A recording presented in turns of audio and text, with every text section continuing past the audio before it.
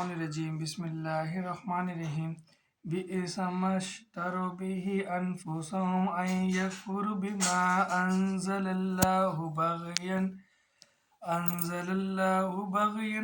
ينزل الله من فضله على من يشاء من عباده۔ بہت بری ہے وہ چیز جس کے بدلے انہوں نے اپنے آپ کو بیچ ڈالا، وہ ان کا کفر کرنا ہے۔ اللہ تعالیٰ کی طرف سے نازل شدہ چیز کے ساتھ محض اس بات سے جل کر کے اللہ تعالیٰ نے اپنا فضل اپنے جس بندے پہ چاہا نازل فرمایا۔ جیسے کہ سلسلہ پیچھے سے ہی چلتا ہوا آ رہا ہے کہ اللہ تعالیٰ مسلمانوں سے مخاطب ہو کر بنی اسرائیلی اور یہودی کے بارے میں بتا رہا تھا، یہودیوں کے بارے میں اللہ تعالیٰ یہ بتا رہا تھا کہ جیسے یہ کہتے نا کہ ہمارے اوپر کسی بات کا اثر ہونے والا نہیں، ہمارے دل پر تو غلاف چڑھا ہوا ہے، اور تم جو باتیں میں بتاتے ہو وہی اصل میں غلط ہے، ہم صحیح ہیں، درست ہیں۔ تو وہی سلسلہ آگے چلتا ہوا جا رہا ہے۔ اللہ تعالیٰ یہی مسلمانوں کو بتا رہا ہے کہ بہت بری ہے وہ چیز جس کے بدلے انہوں نے اپنے آپ کو بیچ ڈالا ہے۔ وہ چیز کے بدلے بیچ ڈالا اپنے آپ کو دنیاوی مفاد کے لیے، دنیاوی دولت کے لیے، اور اللہ تعالیٰ نے جو کبھی بنی اسرائیلوں کو امامت جو دی تھی اس امامت کی لالچ میں اپنے آپ کو کفر میں بیچ ڈالا ہے۔ اور یہ اللہ تعالیٰ کی نازل شدہ چیز پر جلتے ہیں، اور اس پر جل کر اللہ تعالیٰ سے یہ کہتے ہیں، اپنے نبی صلی اللہ علیہ وسلم سے یہ کہتے ہیں کہ جب اللہ تعالیٰ نے اگر کسی کو نبی بنانا تھا تو وہ ہماری قوم میں سے بنا تھا، یہودیوں میں سے، بنی اسرائیلیوں میں سے۔ یہ ایک عربی اور ان پڑھ آدمی کے اوپر یہ کیسے یہ چیز نبوت نازل ہوئی اور یہ قرآن پاک نازل ہوا؟ کیونکہ اللہ تعالیٰ کے تو ہم چاہتے ہیں، ہم اللہ تعالیٰ کے زیادہ قریب ہیں۔ تو اگر اللہ تعالیٰ کو کسی کو منتخب کرنا تھا تو وہ ہماری قوم سے منتخب کرتا، نہ کہ کسی عربی میں سے، اور عربی میں سے بھی وہ شخص جو بکریاں چراتا ہے اور جاہل ہے، معاذ اللہ، یعنی کہ ان پڑھ ہے۔ تو اللہ تعالیٰ ان کو بتا رہے ہیں کہ ان کے جلنے کا کوئی فائدہ نہیں ہے۔ اللہ تعالیٰ جس پر چاہتا ہے اس کے اوپر اپنا فضل نازل فرما دیتا ہے۔ اس کے باعث یہ لوگ غضب پر غضب کے مستحق ہو گئے، اور ان کافروں کے لیے رسوا کرنے والا عذاب ہے۔ یہ اس چیز میں مستقل جلتے چلے گئے کہ یہ ہم اس عربی کو اور ایک جو ہماری قوم سے باہر کا ہے اس کے اوپر ہم کیسے ایمان لے آئیں، اس کو کیسے اپنا نبی مان لیں۔ کیونکہ جب ہم کسی کو نبی مانتے ہیں تو اس کا مطلب یہ ہوتا ہے کہ ہم نے اپنے آپ کو ان کے حوالے کر دیے، ان کے ہاتھ پر بیعت کر لی، اور ہم نے اس کو اپنا امام بنا لیا۔ اور وہ امامت چھوڑنا نہیں چاہتے تھے جو امامت اللہ تعالیٰ نے ابراہیم علیہ السلام کے ٹائم سے ان کو دی ہوئی تھی، جو ابراہیم علیہ السلام، پھر یعقوب علیہ السلام، پھر اس کے بعد اسحاق علیہ السلام، یعقوب علیہ السلام، پھر یوسف علیہ السلام، پھر موسیٰ علیہ السلام۔ اس طرح سے نبیوں کا سلسلہ جو چلتا آ رہا تھا، وہ امامت کا سلسلہ جو چلتا آ رہا تھا، کیونکہ ہر قوم ان کو ہی نبی مانتی تھی جو اللہ تعالیٰ ان کی نسل میں ہی بھیج رہے تھے، انبیاء کرام کو۔ اب یہ ایک دم سے یہودیت جو تھی، جو چلتی آ رہی تھی، اور بنی اسرائیل کی جو قوم تھی اس کو ایک دم سے اپنی اس قوم کو چھوڑ کر دوسری قوم کو امام ماننا، یہ ایک بڑی ان کے لیے نا دل ہلانے دینے والی بات تھی۔ تو وہ اس کے لیے نا ذہنی طور پر تیار نہیں ہو رہے تھے، اور اللہ تعالیٰ کی اس قرآن پاک کی نازل کردہ چیز کو اس پر ایمان نہیں لانا چاہتے تھے، اور وہ یہ کہتے تھے کہ اگر یہ چیز ہونی تھی، یہ سب ہونا تھا، تم جیسے دعویٰ کرتے ہو کہ تم نبی اللہ کے، تو یہ تو ہماری قوم میں ہونا چاہیے تھا نا، کیونکہ یہ سلسلہ تو وہاں پر چلتا آ رہا ہے۔ تو اللہ تعالیٰ کہہ رہے ہیں کہ یہ اس چیز میں الجھ کرنا، اس میں دھستے چلے گئے اس دلدل میں، اور اس میں کیا ہوا کہ وہ اتنے سخت عذاب کے مستحق ہو گئے کہ اب ان کو بچانے والا کوئی بھی نہیں ہے اس عذاب سے۔ اور جب ان سے کہا جاتا ہے کہ اللہ تعالیٰ کی اتاری ہوئی کتاب پر ایمان لاؤ، تو کہہ دیتے ہیں کہ جو ہم پر اتاری گئی اس پر ہمارا ایمان ہے، یعنی کہ توریت پر جو ان کے اوپر اتاری گئی تھی موسیٰ علیہ السلام پر، اور وہ اسی کتاب کے عالم تھے اور اسی کتاب کو ماننے والے تھے، اور وہی کہتے کہ ہم اپنی کتاب کو نہیں چھوڑیں گے۔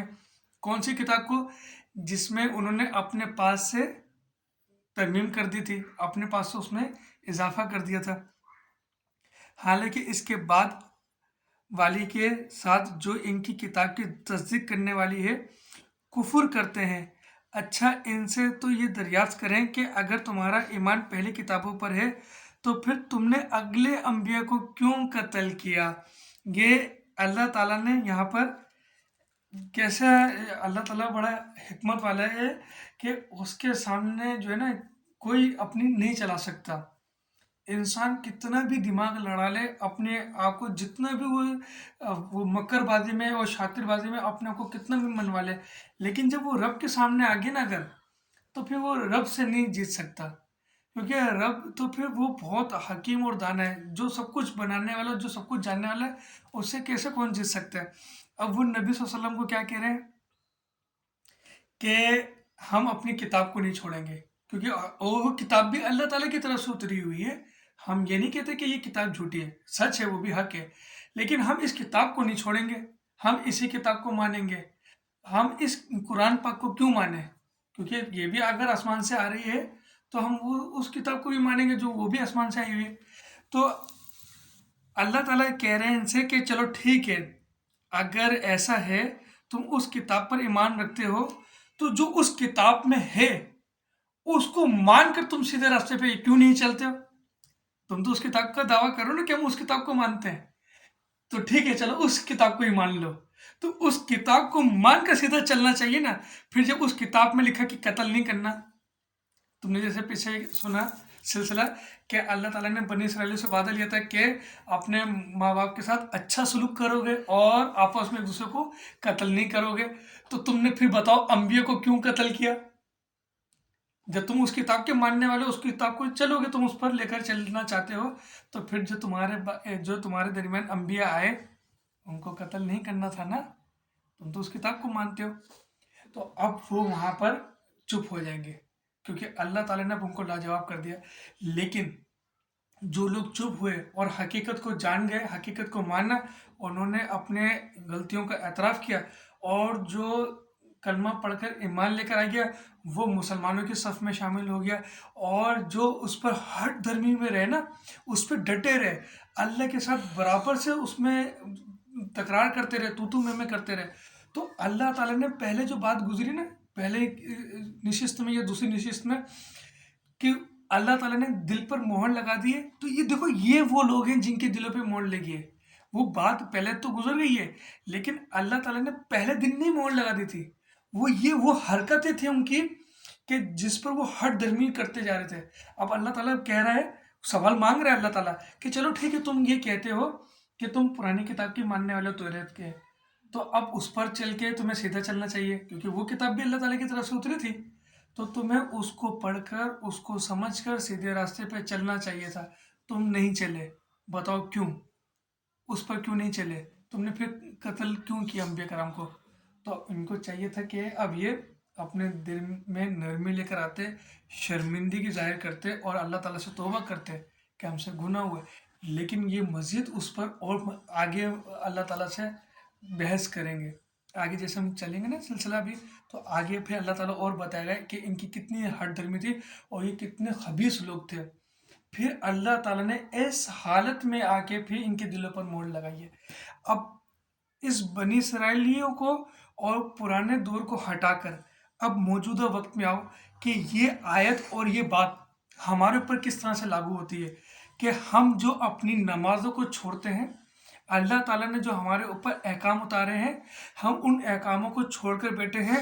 تو یہ اب ہم اپنی ہٹ درمی پر ہیں۔ ایک شخص تمہیں کہہ رہا ہے کہ نماز پڑھو، نماز پڑھنی ضروری ہے، فرض ہے، اور تم پھر نہ پڑھو، یہ ہٹ درمی پر آ گئے۔ کس کی مشابہت؟ بالکل وہ بنی اسرائیلی کی مشابہت کہ تم نماز جان بوجھ کے چھوڑو۔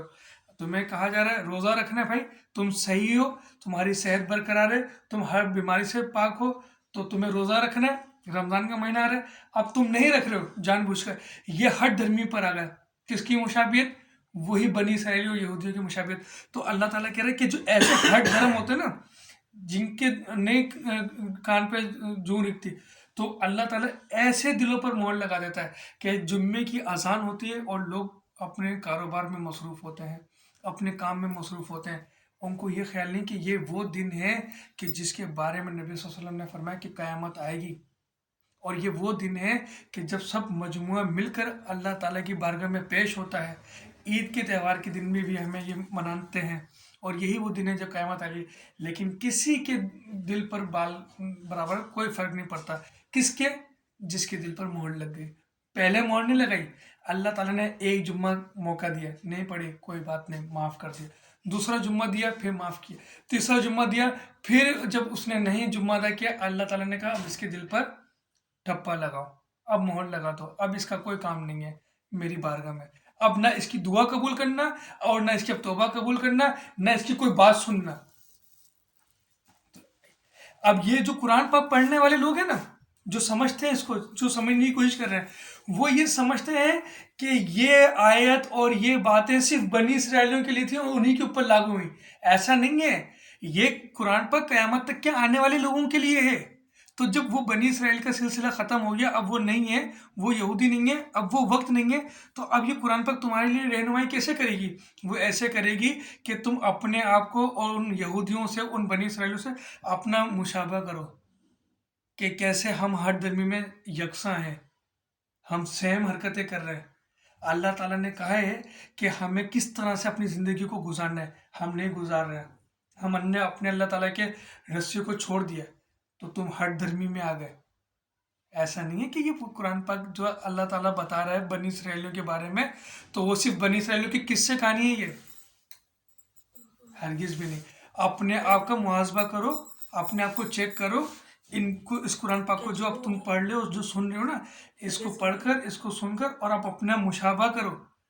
کہ ہمارے اندر وہ حرکتیں تو نہیں ہیں جو ہم بنی اسرائیلیوں کے اندر تھی۔